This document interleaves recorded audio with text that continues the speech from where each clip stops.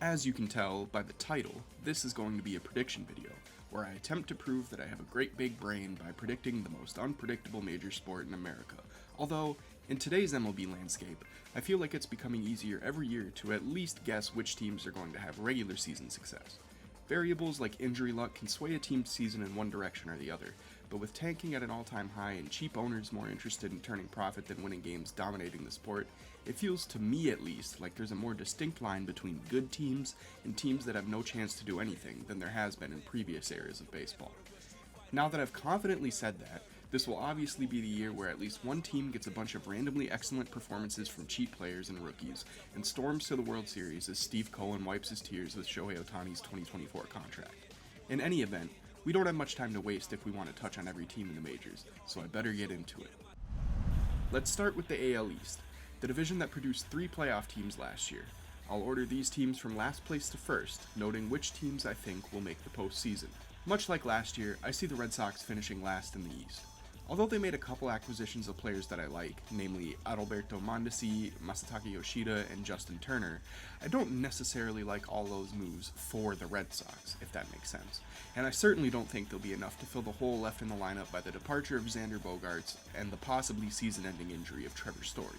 On the pitching side, only one of their major rotation pieces from last season returns, that being Nick Pivetta. With Nathan Eovaldi and Rich Hill gone, they'll be relying pretty heavily on Chris Sale to return somewhat to form, and with his recent injury history, that's a pretty risky bet to make. I like the potential offensive contributions they'll get from a player like Tristan Casas, and it can't be understated how massive Rafael Devers' extension is for the club, but I'm not a fan of their outlook for this season in such a tough division. I have them finishing 5th, but pretty clearly a step above the last place teams in the league's other divisions. Much like Boston, I have the Orioles finishing in the same spot they did last year. I think many players on this roster will take a step in the right direction like they did last season, and Adley Rutschman and Gunnar Henderson are 2 players that I think have a great chance to become bona fide stars this year. However, I think their pitching remains a step below the top-end teams in the division, even with the expected graduation of Grayson Rodriguez, and I'm not a fan of the way they handled their offseason. However, this is still a team that showed great growth last year while still fielding a very young lineup. Even with their positive results last season, this is still a very young team, and young players are liable to go through ups and downs in their first taste of full season MLB action, even more so than veteran players. I remain heavily optimistic for the future of the Orioles, but I don't think they're ready to push the AL East's heavy hitters quite yet. Does this seem like I'm just predicting the same exact things that happened last season? That's because so far, I am. I think Tampa stays just a step above Baltimore, although the gap is closing. Getting Tyler Glasnow back eventually bolsters a pitching staff that I already like quite a bit, anchored by the dominant Shane McClanahan. Their lineup remains a bit questionable, but Yandy Diaz has proven himself to be extremely underrated the last couple seasons, and if Brandon Lau can be healthier than he was in 2022, they have a chance to be a bit better than they were, and that includes the expected continued development of Wander Franco, Isaac Paredes, and even Randy Arozarena should still be getting better. This team will look a bit different without recent franchise cornerstones Kevin Kiermaier and Mike Zunino, but I don't see significant movement happening for them in one direction or the other. I don't quite think they're a playoff team in 23, although I do think they might be better than they were in 22. It's tough out here. Yep, same exact standings as last year. Toronto was a team that I like more than I did entering 2022. By a lot, even. Besides the obvious stars like Vladimir Guerrero Jr., who may miss some time to begin the year, Dalton Varsho is a player I've been a big fan of for a while, and Alejandro Kirk emerged at the plate last season. Getting George Springer out of center field and acquiring former rival Kevin Kiermaier serves to improve team defense significantly, and the loss of Teoscar Hernandez could be mitigated a bit simply due to the fact that their lineup is already pretty potent. The pitching is what I think keeps them just a few baby steps behind the Yankees, the depth in particular. While Kevin Gossman and Alek Manoah are both fantastic hurlers, and Chris Bassett should be a steadying presence in the middle of a previously top-heavy rotation, I'm hesitant to trust Jose Barrios, Yusei Kikuchi, Hyunjin Ryu, and whoever else may be roaming in their 4 and 5 spots. I do think, however, this team is headed to the postseason, and has a great chance to make a run once there when rotations shorten. Back in first place. After Aaron Judge's historic season and monstrous contract extension, it's hard to project anybody to perform at that level again. However, I think the Yankees did well to prepare for a world where Judge is simply elite rather than otherworldly. Garrett Cole is still one of the top 5 pitchers in baseball, and new addition Carlos Rodon isn't very far off that. The lineup will be looking for increased production near the bottom, but with guys like Judge, Giancarlo Stanton, Anthony Rizzo, Gleyber Torres, and DJ LeMahieu in combination with their strong farm system that projects to have a few top names graduate this season, I think they'll keep pouring in runs at a steady pace. Nestor Cortez Jr., Luis Severino, and a strong bullpen provide depth in the arms department, and barring major injuries, I think this is the best team in the American League, claiming the division title and the #1 seed. Now to the National League's East Division, another division that saw 3 playoff teams emerge in 2022, all of whom made strong moves to stay near the top in 2023. We'll kick it off with possibly the biggest no-brainer in MLB, the Nationals finishing dead last in the NL East. They kicked off a full rebuild by trading Juan Soto to San Diego, receiving a prospect package that MLB The Show would scoff at to help restructure the organization. The thing with prospects, though, is that they take time. As this rebuild really kicks into its first phase, it's fair not to expect much of the Nationals. The main intrigue in their season will be to see which players get shipped off next, and how the players expected to be pillars of the rebuild perform in the early stages of their career. The Marlins find themselves in a position entering 2023 that they've been in for the majority of the last 15 years. Do they have some talent? Yes, including last year's NL Cy Young winner in Sandy Alcantara. Do they have one of the most exciting young talents in the sport? Yes, an MLB 23 The Show cover athlete, Jazz Chisholm Jr. Do they have any prayer at threatening for the division crown in 2023? Absolutely not. Their lineup's results were dire in 2022, and despite moves like the acquisition of AL batting champion Luis Arias, I am not optimistic that they'll score enough runs to be taken seriously by the NL's elite. Alcantara should continue being unstoppable, but the old adage is true. Starting pitchers only impact the game once every 5 days. Until Marlins ownership starts taking on-field results seriously, I just don't think they have the juice to make the leap from a fun team to a good one.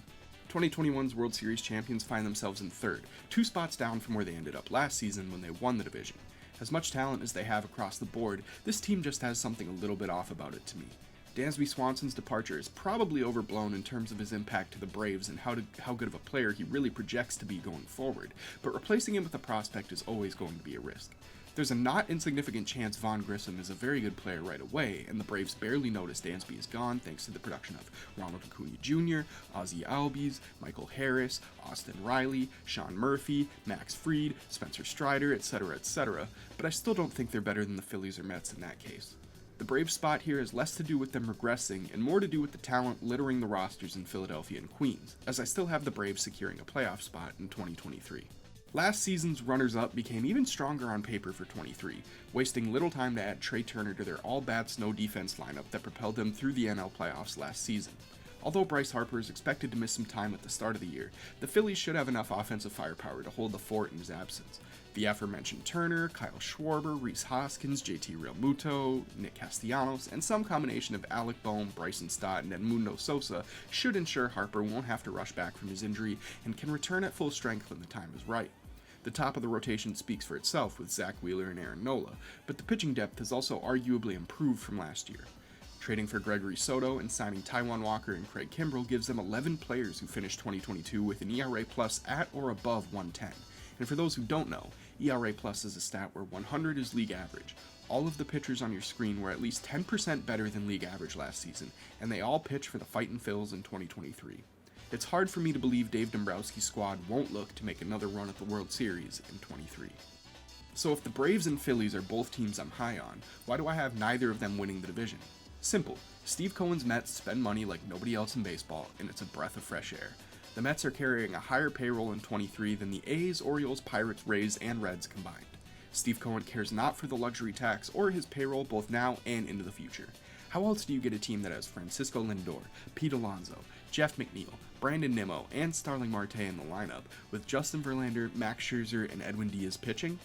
I'm probably biased towards the Mets just a bit due to my growing distaste for the way MLB owners operate, but even losing Jacob deGrom and missing out on Carlos Correa barely sway my opinion of them.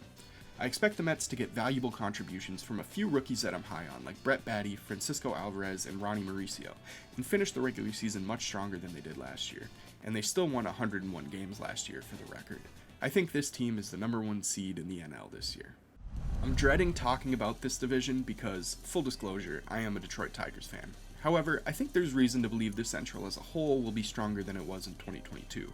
With that said, alright, let's get it out of the way. I'm picking the Tigers to finish last in the AL Central, a fate that even their dreadful 2022 squad didn't suffer.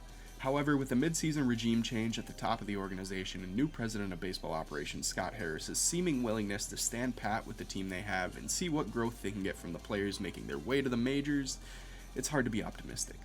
Javier Baez should be better than he was in 2022. ditto Jonathan Scope and Austin Meadows, but that's still probably not enough unless Spencer Torkelson and Riley Green become superstars immediately.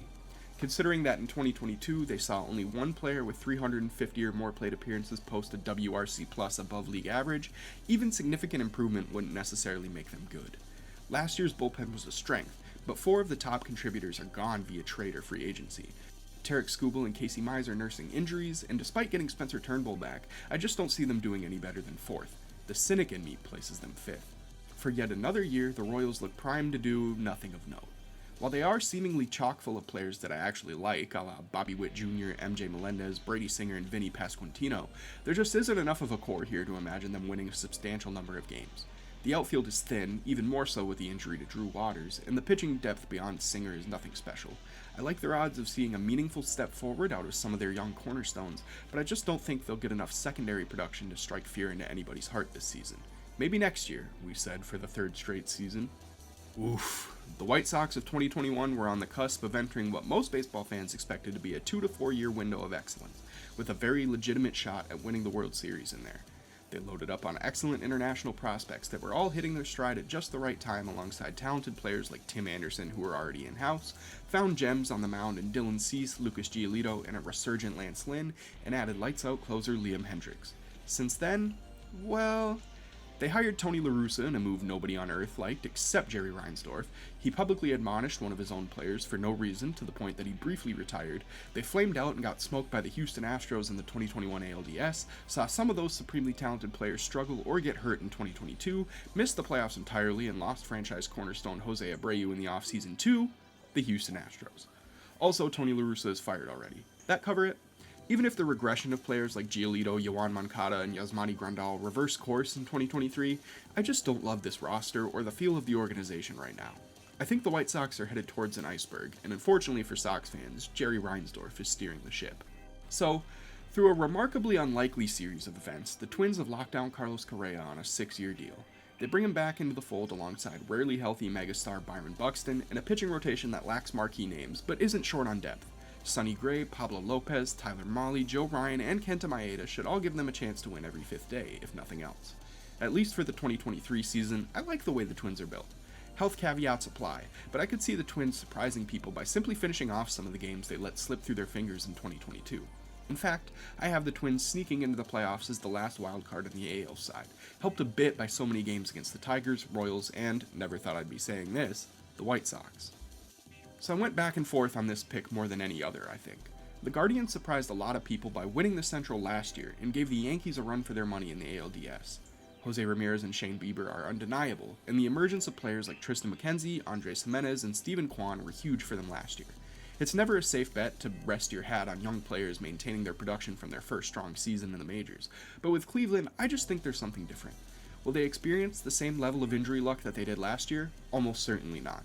However, I have quite a bit of trust in their minor league depth to perform admirably in the event that anybody not named Jose Ramirez misses extended time. Josh Bell is an excellent addition if he plays more like the Washington Nationals version of himself, and I have a level of belief in players like Josh Naylor, Ahmed Rosario, and Oscar Gonzalez that they will be useful glue guys for this roster in 2023.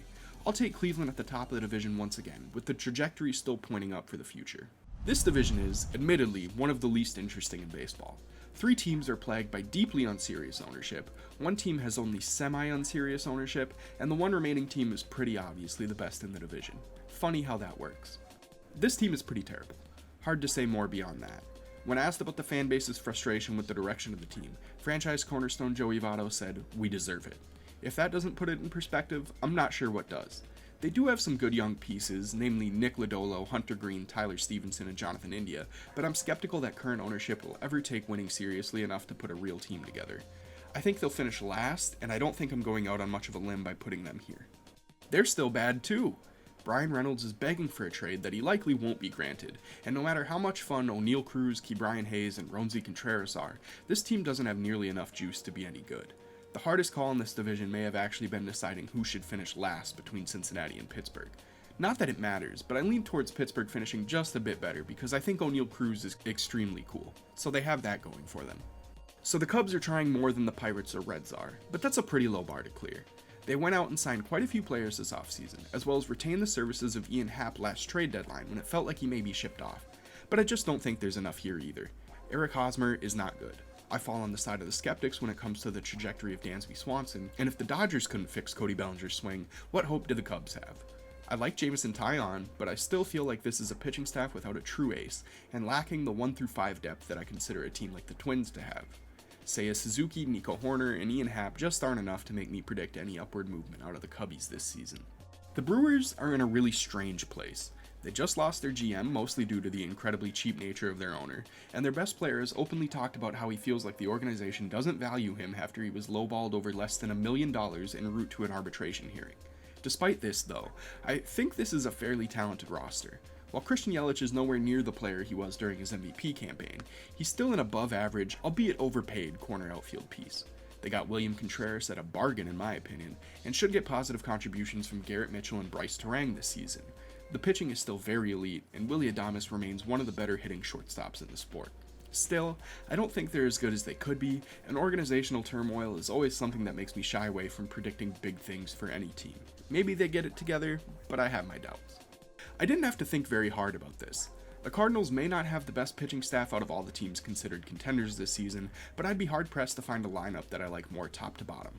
Reigning NL MVP Paul Goldschmidt, Nolan Arenado, Wilson Contreras, Tommy Edman, Tyler O'Neill, and Brendan Donovan are formidable on their own, and when you consider possible contributions from Dylan Carlson, the randomly getting talked up by every major baseball platform Lars Nootbaar, and a prospect that I couldn't possibly be higher on in Jordan Walker, then I just can't imagine a world where Milwaukee holds a candle to this team. They're probably an elite starter or two away from the Mets and Phillies in my estimation, but certainly ahead of the pack in the Central. I find the AL West particularly interesting this season, with the possibility for several teams to break out and make the playoffs, but also the possibility that the defending World Series champions simply dominate again. There is one team that is still chalk, though. The A's still stink, and I don't have much to say about them beyond that. I know they're still thought of as a cutting-edge organization by some because of Moneyball, but with the rest of baseball catching up to them, they're pretty firmly in the toilet at this point. They're bad, they're cheap, and they play their games in a decaying building that is almost certain to see them booted within the next few years. Brad Pitt and Jonah Hill can't save that. Maybe when they're moved to Vegas, they'll become a serious franchise again. I know. I really want this to be the year for the Angels too. This is presumably their last year having Shohei Ohtani, and Mike Trout has been starved of postseason baseball for almost his entire career. Once again, the Angels look primed to make a push towards the playoffs with a roster featuring arguably the two best players on the planet and some solid support around them. On the other hand, it's still the Angels, and I've predicted good seasons out of them too many times to be fooled again. Arte Moreno backed out of selling the team, a critical blow in their pursuit of on-field success. Anthony Rendon, even when healthy, has not been particularly good since the pandemic season. Contrary to popular belief, the pitching last year wasn't as much of a problem as the complete black hole of production that 6 through 9 in the Angels lineup was. Hunter Renfroe, Brandon Drury, and Gio Urshela are good adds for them, but I just don't think the bottom of their lineup is going to be better in a meaningful enough way to propel them over the top. Combine that with the recent injury issues with Rendon and Trout, and for once I'm finally not drinking the Angels' Kool-Aid. Naturally, this will be the year they win 100 games now. I'm a massive fan of the Rangers' approach in the last 2 off-seasons, spending wildly but acquiring players that I think have reasonable amount of upside beyond 1 or 2 elite seasons. Their young core is rounding out too, with Adolis Garcia putting 2 good campaigns together, Nathaniel Lowe proving to be a strong bat, Josh Young ready to make the step to the majors this year, and dedicating a lot of draft capital to bolster their pitching. While Jacob deGrom is clearly one of, if not the most talented pitcher in baseball, his injury issues make me doubt how much longer he'll stay at that level for, but I can't knock the Rangers for giving it a shot. Overall, I just have more faith in this team meeting their expectations than the Angels, although I'll admit the expectations for the Rangers aren't nearly as lofty as those of the Halos. Honestly, I love this current iteration of the Mariners. President of Baseball Operations Jerry Dipoto is an unhinged maniac, but it's hard to argue with the roster he's assembled for this season. Julio Rodriguez is possibly the most exciting young player in the league, and with the new disengagement rules in effect, he has the chance to put up insane home run and steal totals going forward.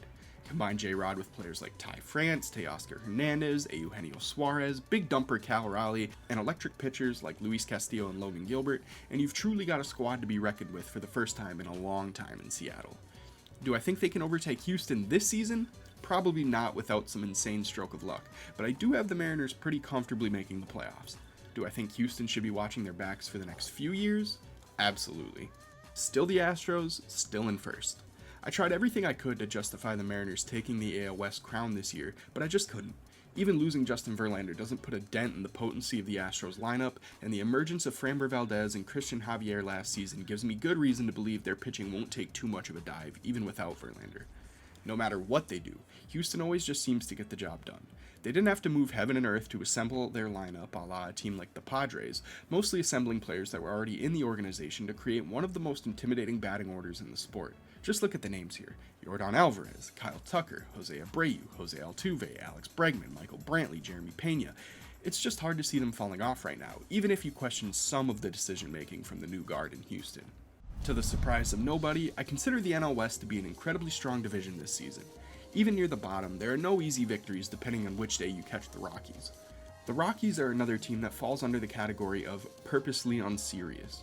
Management in Colorado has made it clear time and time again that fielding a winning team is not the priority, and when they do manage to put together a couple decent seasons, it's usually on accident. While they do have the usual cast of solid hitters that any Rockies team seems to feature, the pitching is once again weak and they're short on the star power or organizational direction that makes a winning team come together. I'll take them to finish dead last and be no more interesting than the average basement-dwelling Rocky squad has been over the past 20 years, especially with the injury to Brendan Rodgers. You can't say the Giants haven't been trying, but trying and succeeding are two different things. They took a swing on Aaron Judge and again on Carlos Correa, both deals falling apart dramatically at the final hour. They settled for Michael Conforto and Mitch Haniger, and while those are both nice players, they don't carry the type of weight with them that adding Judge or Correa to your lineup do. Despite their fraudulent 2021 campaign where they fielded the oldest lineup in baseball and got randomly excellent seasons out of players like Darren Ruff and Brandon Crawford, the Giants have been an organization that baffles me with some of their decision making. I don't hate the way the team is constructed, but in comparison to some of the teams at the top of the NL West, I just don't see this being a competitive outfit. Farhan Zaidi could be on his last legs soon, especially if he can't pull something together, i.e. sign Shohei Ohtani in 2024. The Diamondbacks are one of the few teams loaded with young talent that I actually think is on the cusp of something great here. I love Corbin Carroll and Alec Thomas, I'm a big fan of Zach Gallen and Christian Walker, and I think fortifying the lineup with players like Lourdes Gurriel and the veteran presence of Evan Longoria should help the young players through the ruts they'll inevitably hit during the season. Not to mention Ketel Marte still being a massive piece of the puzzle alongside Carson Kelly, Gabriel Moreno, Jake McCarthy, and some of the other guys on the rise that they have high hopes for. I think the D-backs overtaking the Giants this season has a lot to do with the tough luck offseason the Giants had, but also shows the type of growth I expect out of the Snakes in 2023. The tricky part will be continuing to make moves to carry that forward momentum onward into 2024.